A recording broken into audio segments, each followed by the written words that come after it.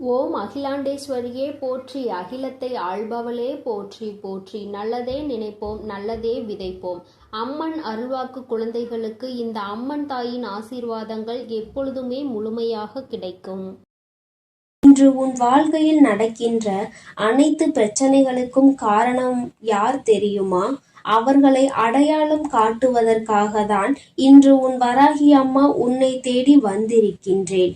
என் தங்கமே, நான் உன் வாழ்க்கையில் நடக்கின்ற சில சூழ்ச்சிகளை கண்டு நிச்சயமாகவே சிரித்துதான் போய்விட்டேன்.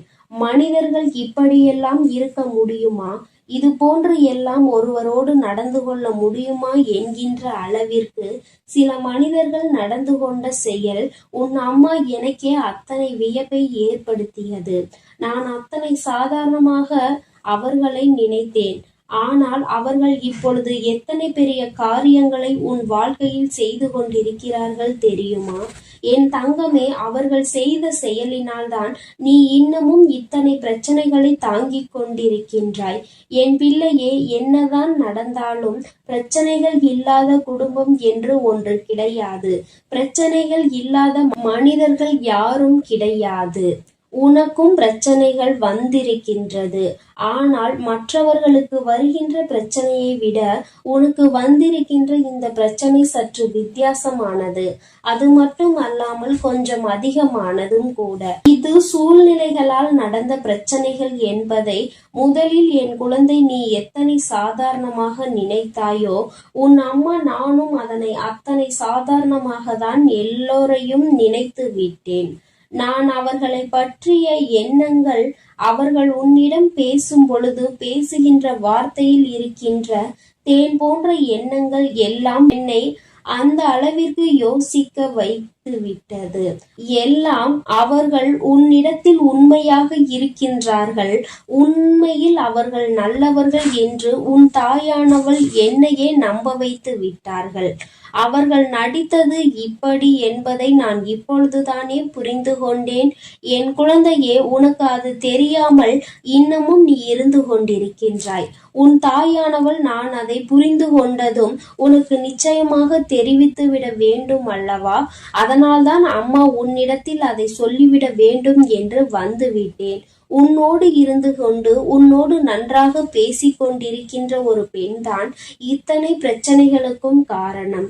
உன்னுடைய குடும்பத்தில் இருக்கின்ற பிரச்சனைகளாக இருந்தாலும் சரி, உன்னுடைய தனிப்பட்ட வாழ்க்கையில் இருக்கின்ற பிரச்சனைகளாக இருந்தாலும் சரி, இரண்டுக்குமே இந்த ஒரே ஒரு பெண் தான் காரணமாக இருக்கிறார்கள்.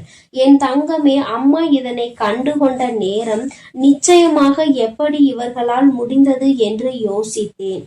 அதன் பிறகுதான் எனக்கு ஒன்று புரிந்தது. அவர்கள் இத்தனை நாட்களும் உன்னிடம் பேசியது, உன்னிடத்தில் அன்பாக இருந்தது போன்ற நடித்தது எல்லாம் வேஷம் என்று. அவர்களுக்கு உன்னுடைய சந்தோஷத்தை பற்றியெல்லாம் கவலை கிடையாது.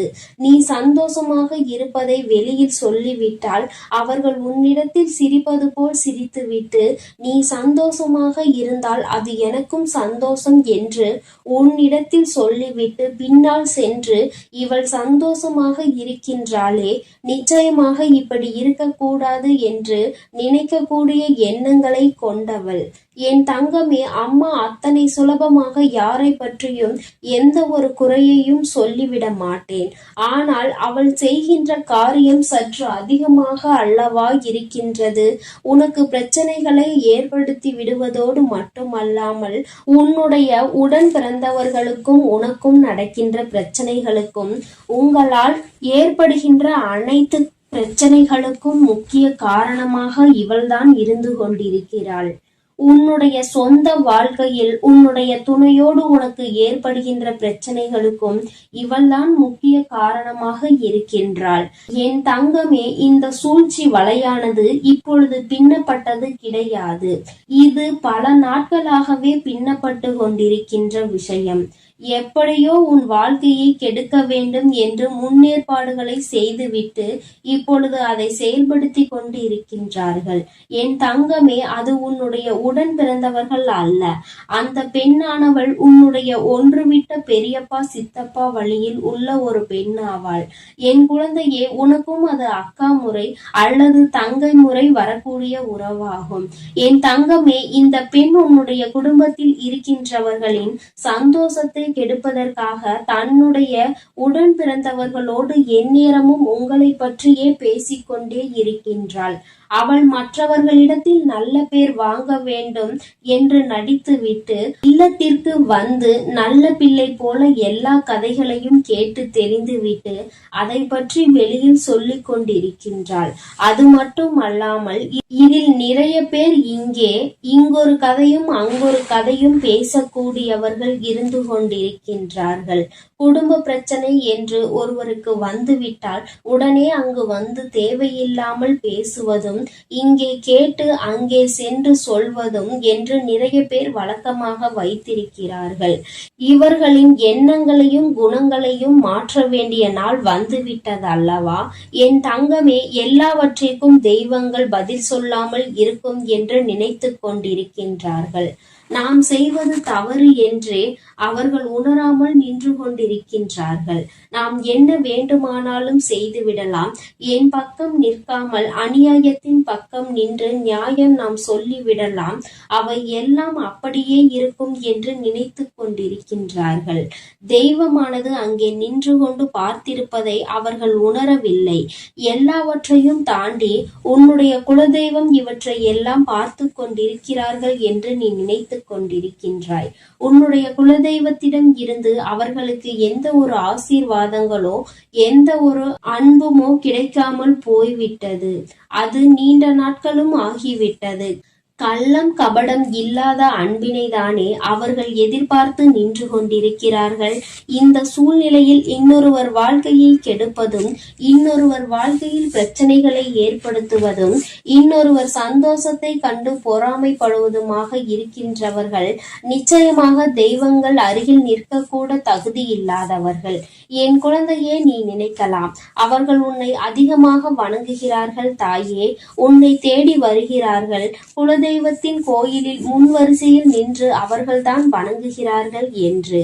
என் தங்கமே, என்ன நினைத்தாலும் சரி, அவர்கள் என்னிடத்தில் எப்படி எந்த விதமாக நடந்து கொண்டாலும் சரி, தெய்வங்களுக்கு வாரி வாரி இறைத்தாலும் சரி, இந்த வராகி ஆனவளும் சரி, உன்னுடைய குலதெய்வமும் சரி, எந்த தெய்வங்களாக இருந்தாலும் உண்மையாக இருக்கின்றவர்கள் பக்கத்தில் தான் துணை நிற்பார்கள் என்பதை முதலில் நீ புரிந்து கொள்ள வேண்டும். உண்மை இல்லாத இடத்தில் சரி, மற்றவர்களுக்கு கெடுதல் நினைக்க வேண்டும் என்ற இடத்திலும் சரி, உன்னுடைய தெய்வம் எந்தவித ஆசீர்வாதங்களையும் அவர்களுக்கு வழங்க போவது கிடையாது.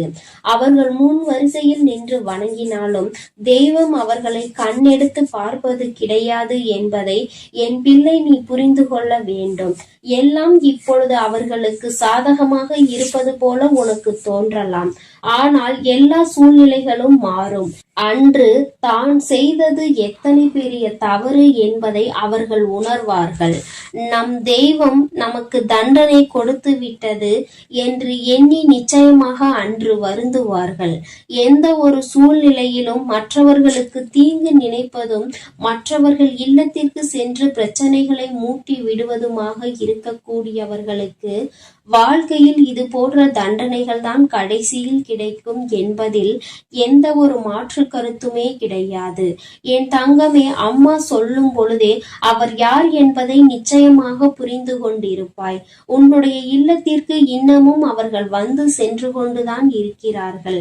இங்கே நடக்கின்றது என்ன விஷயம் என்பதை வேவு பார்த்து கொண்டுதான் இருக்கின்றார்கள். அதை பார்த்து நாம் ரசிக்கலாம் என்று காத்து கொண்டிருக்கிறார்கள். உன்னுடைய உடன் பிறந்தவர்களுக்குள் நீங்கள் சண்டையிடுவதும் அந்த பெண்ணுக்கு அத்தனை சுவாரஸ்யம் விஷயமாக இருந்து கொண்டிருக்கிறது. அது மட்டும் அல்லாமல் இங்கே பிரச்சனை என்றால் அவர்கள் அங்கே அதனை கொண்டாட்டமாக கொண்டாடுகிறார்கள் என்பதை நீ புரிந்து கொள்ள வேண்டும். என் தங்கமே, இந்த உறவுகள் எல்லாம் உன்னுடைய வாழ்க்கையில் ஆடிய நாடகங்கள் எல்லாம் வெளிவரப் போகின்ற நாள் வந்துவிட்டது.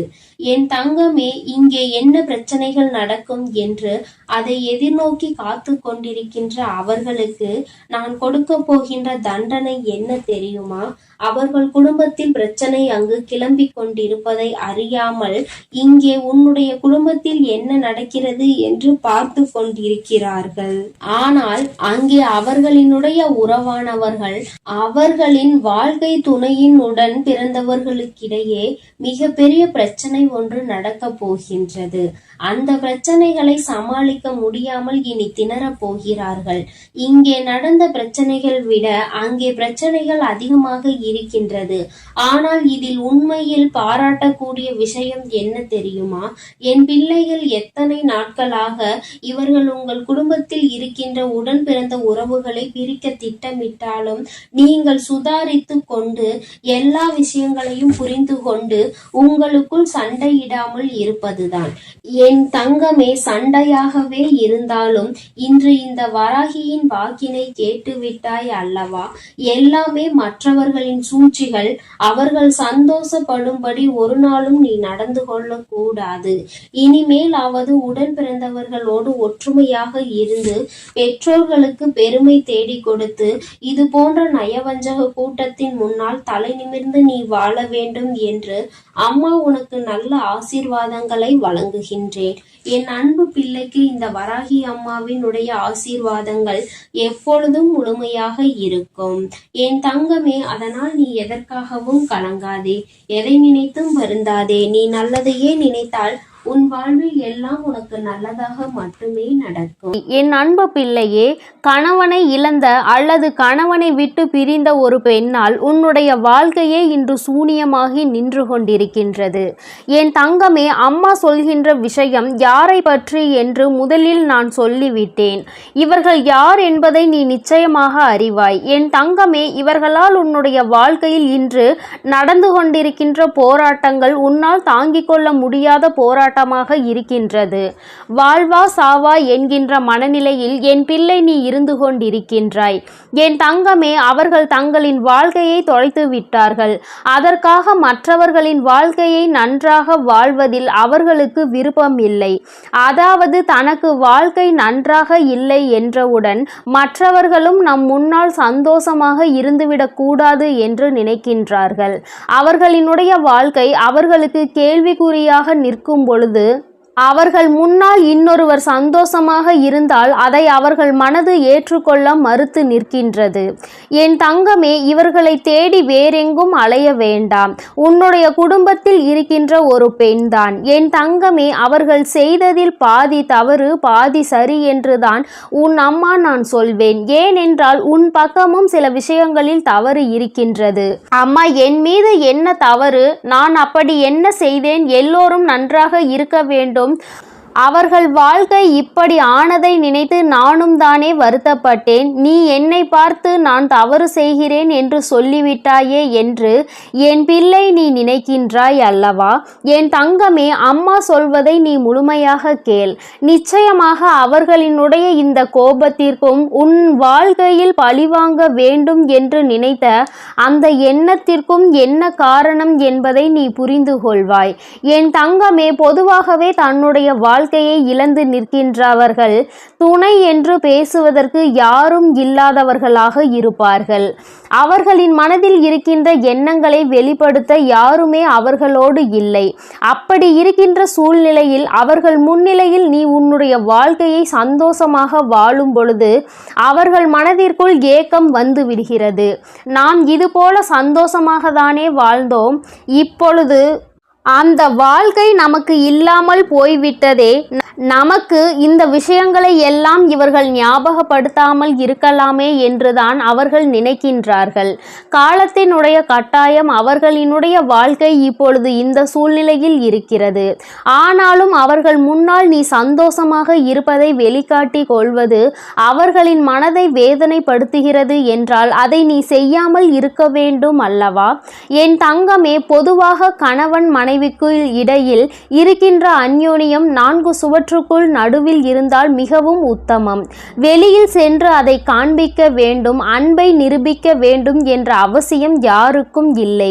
அதே நேரத்தில் இது போன்ற ஒருவரினுடைய வாழ்க்கை கேள்விக்குறியாக நிற்கும் பொழுது அவர்கள் முன்னால் நின்று கொண்டு நீ சந்தோஷமாக இருப்பதை உணர்த்தினால் அவர்களை அது காயப்படுத்துவது மட்டுமல்லாமல் அவர்களின் மனதிற்குள் அது நிச்சயமாக பழிவாங்குகின்ற தன்மையை உருவாக்கி கொடுக்கும். ஏன் உனக்கு இது புரியவில்லை என் தங்கமே? இன்னொரு விஷயத்தை பார்த்தால் அவர்கள் நினைக்கலாம், நம் வாழ்க்கைதான் இப்படி ஆகிவிட்டது, அவர்களாவது சந்தோஷமாக இருக்கட்டும் என்று பெருந்தன்மையோடு அவர்கள் நினைக்கலாம். ஆனால் அந்த பெருந்தன்மை அவர்களிடத்தில் இல்லை என்றால் குற்றம் உன்மீதும் திரும்பிவிடும் அல்லவா? நீ இந்த வாழ்க்கையை எப்படி வாழ்கிறாய், நீ என்னவெல்லாம் செய்கிறாய் என்பதை கண்காணிப்பதே அவர்களின் வேலையாக மாறிவிட்டது. அது மட்டுமல்லாமல் எங்கு செல்கிறாய், என்னவெல்லாம் செய்கிறாய் என்று எப்பொழுதும் உன்னை பற்றியே அவர்கள் சிந்தனை செய்து கொண்டு இருக்கின்றார்கள். அதோடு அவர்கள் நிறுத்தி விடுவது கிடையாது. நீ என்ன செய்கிறாய், நீ இப்பொழுது என்னவெல்லாம் செய்து கொண்டிருக்கிறாய் என்பதை பார்த்து உன்னை பற்றி மற்றவர்களிடம் குறை சொல்வதையே அவர்கள் ஒரு வேலையாக வைத்து கொண்டிருக்கிறார்கள். அவர்களின் நேரத்தை பெரிதாக செலவிட்டு அவர்கள் உனக்காக அதனை பேசி வருகின்றார்கள். என் குழந்தையே, இவை எல்லாவற்றிற்கும் அடிப்படை காரணம் என்ன தெரியுமா? கணவனை இழந்த அவர்களுக்கு நீ உறுதுணையாக நல்ல நட்பாக இருந்திருப்பாயானால் அல்லது நல்ல ஆறுதலாக இருந்திருப்பாயானால் இத்தனை பிரச்சனைகள் உன் வாழ்க்கைக்கு வந்திருக்காது. நீயோ அவர்களை ஒரு உறவாக மட்டும்தான் பார்த்தாயே தவிர ஒருபோதும் உனக்கு ஒரு நட்பாகவோ ஆறுதலை கொடுக்கின்ற ஒரு உறவாகவோ நீ பார்க்கவில்லை. அப்படி இருந்ததுதான் இன்று உன் வாழ்க்கையில் ஏற்பட்டிருக்கின்ற இத்தனை பிரச்சனைகளுக்கும் காரணம் என்பதை முதலில் நீ புரிந்து கொள்ள வேண்டும். என் தங்கமே, உன் வாழ்க்கையில் சில நேரங்களில் சில நல்ல விஷயங்கள் நடப்பதற்கு இவர்களே காரணமாகவும் இருந்திருக்கின்றார்கள். ஆரம்பத்தில் உன்னுடைய வாழ்க்கையை நினைத்து நீ மிக பெரிய துன்பத்தில் இருந்திருக்கிறாய். அப்பொழுதெல்லாம் அவர்கள்தான் உனக்கு உறுதுணையாக இருந்திருக்கிறார்கள்.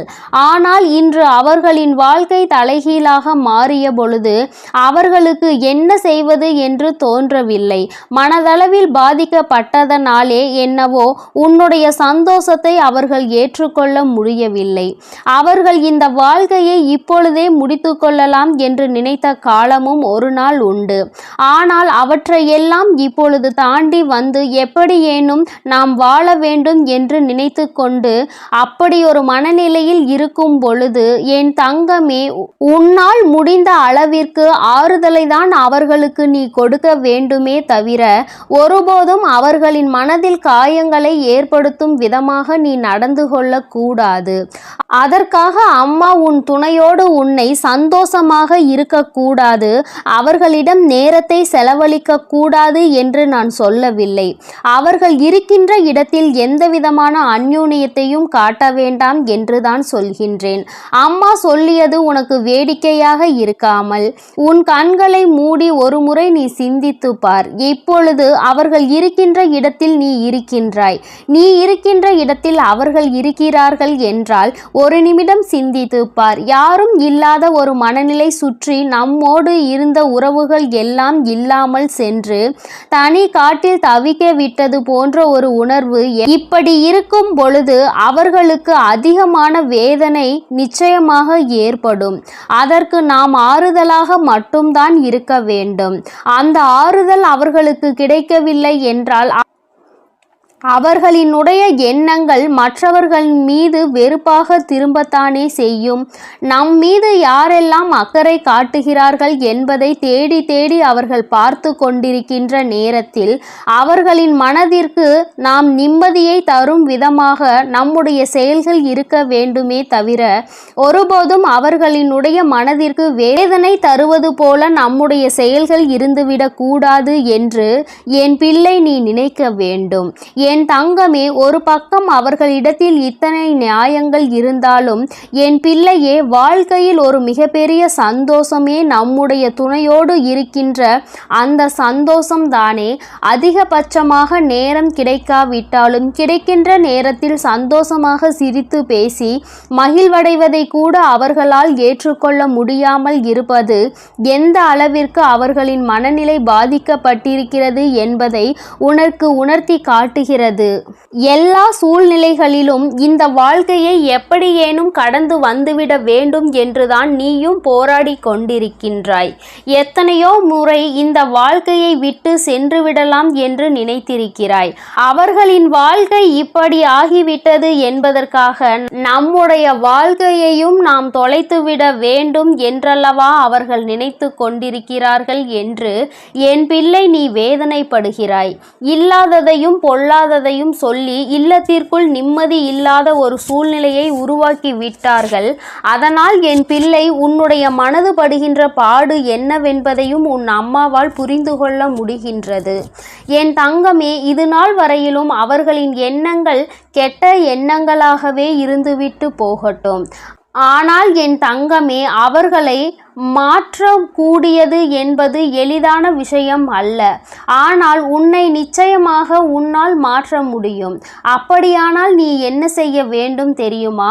எப்பொழுதுமே அவர்களுக்கு ஒரு ஆறுதலாக நீ இருக்க வேண்டும்.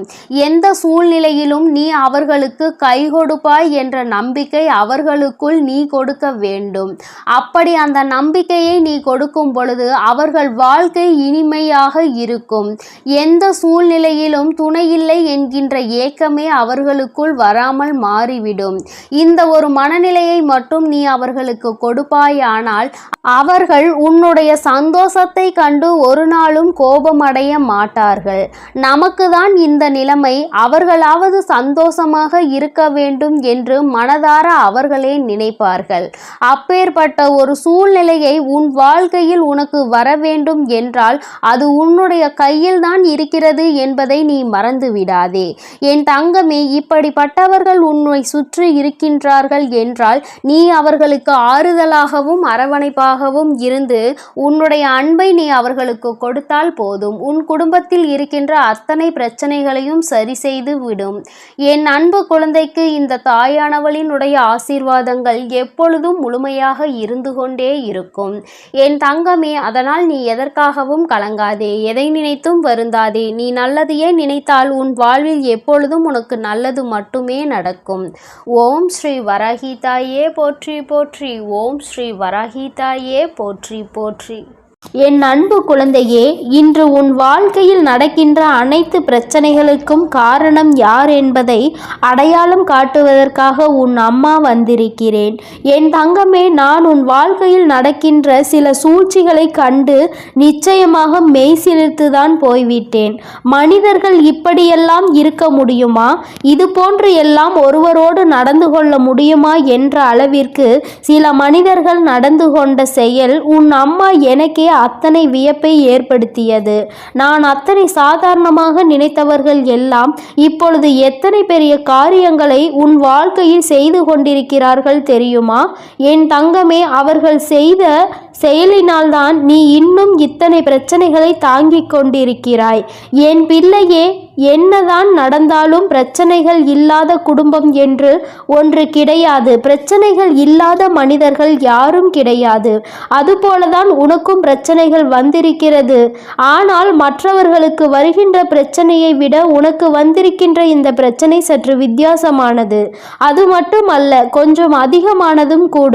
இது சூழ்ச்சிகளால் நடந்த பிரச்சனைகள் என்பதை முதலில் நீ புரிந்து கொள்ள வேண்டும். என் குழந்தை, நீ எத்தனை சாதாரணமாக நினைத்தாய் நினைக்கிறாயோ உன் அம்மா நானும் அத்தனை சாதாரணமாக தான் எல்லோரையும் நினைத்து விட்டேன். நான் அவர்களை பற்றிய எண்ணங்கள் அவர்கள் உன்னிடம் பேசும் பொழுது பேசுகின்ற வார்த்தையில் இருக்கின்ற தேன் போன்ற எண்ணங்கள் எல்லாம் நான் நினைத்து விட்டேன் இவர்கள் எல்லாம் உண்மையில் நல்லவர்கள் என்று. ஆனால் அவர்கள் நடித்தது எப்படி என்பதை நான் இப்பொழுதுதானே புரிந்து கொண்டேன். என் குழந்தையே, உனக்கு அது தெரியாமல் இன்னமும் நீ இருந்து கொண்டிருக்கிறாய். உன் தாயானவள் நான் புரிந்து கொண்டது உனக்கு நிச்சயமாக தெரிவித்து விட வேண்டும் அல்லவா? அதனால்தான் அம்மா உன்னிடத்தில் அதனை சொல்லிவிட வேண்டும் என்று வந்துவிட்டேன். உன்னோடு இருந்து கொண்டு உன்னோடு நன்றாக பேசிக்கொண்டிருக்கின்ற ஒரு பெண்தான் இத்தனை பிரச்சனைகளுக்கும் காரணம்.